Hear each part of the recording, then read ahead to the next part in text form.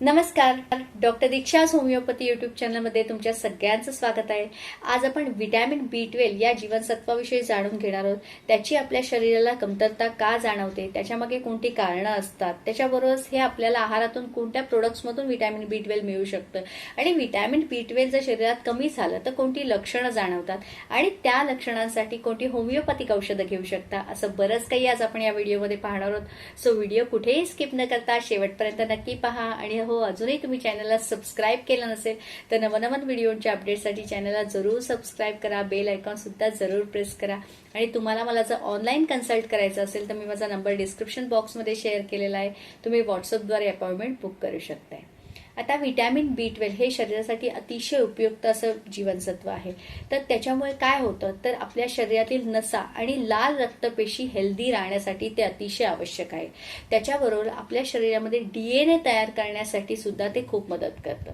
आता vitamin B12 शरीरात आपल्याला कोणत्या आहारातून मिळू शकतं तर सर्वात महत्त्वाचं मांसाहार. त्याच्यामध्ये मासे, चिकन, मटन, अंडी, डेअरी प्रोडक्ट्स याच्यामधून व्हिटॅमिन B12 खूप जास्त प्रमाणात मिळतं.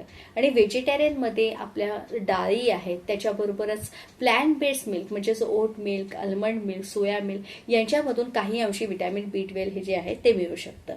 आता व्हिटॅमिन B12 ची कमतरता का जाणवते, त्याची डिफिशियन्सी होण्याची काय कारण आहे तर सर्वात महत्त्वाचं कारण म्हणजे जे व्हेजिटेरियन असतात त्यांच्यामध्ये ही कमतरता जास्त होऊ शकते, कारण व्हिटॅमिन B12 हे मांसाहारामधून जास्त मिळतं.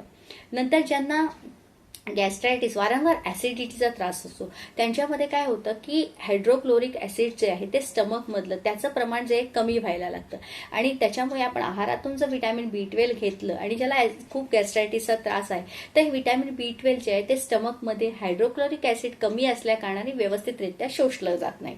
त्याच्यामुळे सुद्धा हा त्रास व्हिटॅमिन B12 ची डेफिशियन्सी जाणवू शकते. त्याच्यानंतर ज्यांना पर्निशियस अॅनिमियाचा त्रास आहे त्या लोकांमध्ये सुद्धा व्हिटॅमिन B12 जे आहे त्याची कमतरता जाणवू शकते. त्याच्यानंतर तुम्हाला काही पोटाचे आजार असेल जसं क्रॉस डिसीज आहे त्याच्यामुळे सुद्धा व्हिटॅमिन B12 ची कमतरता जाणवते. नंतर काही रिस्क फॅक्टर असतात, क्रॉनिक अल्कोहोलिक तुम्ही असाल किंवा काही जण ऍसिडिटीसाठी वारंवार पॅटोप्रेझॉल, ओमिप्रेझॉल, लॅपिप्रेझॉल अशी औषधं जर घेत असतील तर त्यांच्यामध्ये सुद्धा व्हिटॅमिन B12 ची जी आहे ती कमतरता जाणवते.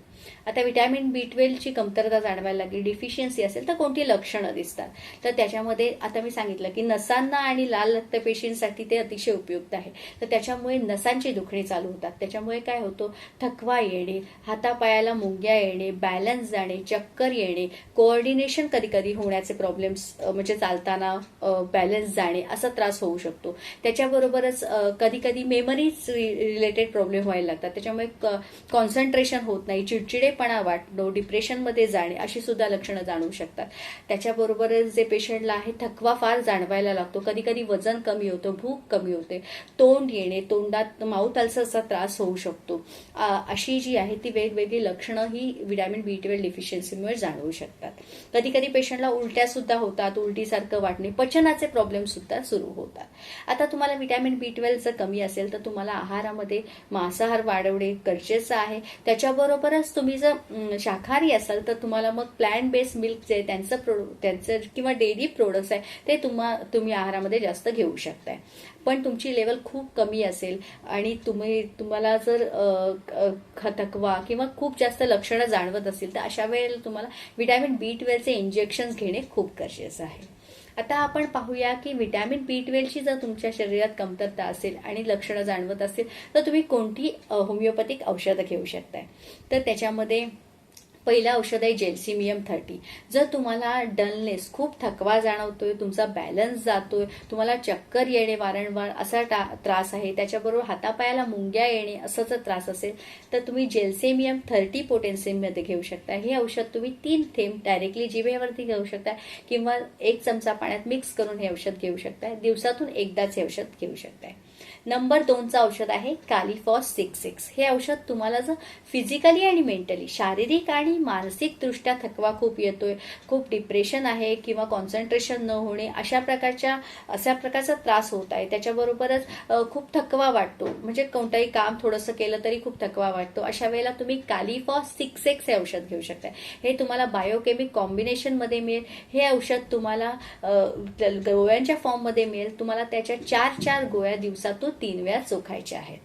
नंबर 3चं औषध आहे कॅल्केरिया फॉर 6 याच्यामध्ये तुम्हाला जर न्यूट्रिशन ॲब्सॉर्प्शन व्यवस्थित होत नसेल, म्हणजे पोषक तत्व शरीरात शोषली जातात नसतील आणि त्याच्यामुळे तुम्हाला जॉईंट पेन होणे किंवा हाडांची दुखणे चालू झालेली आहेत, फिजिकली शारीरिकरित्या थकवा फार लवकर येत आहे, अशा वेळेला तुम्ही कॅल्केरिया फॉर 6 हे औषध घेऊ शकता.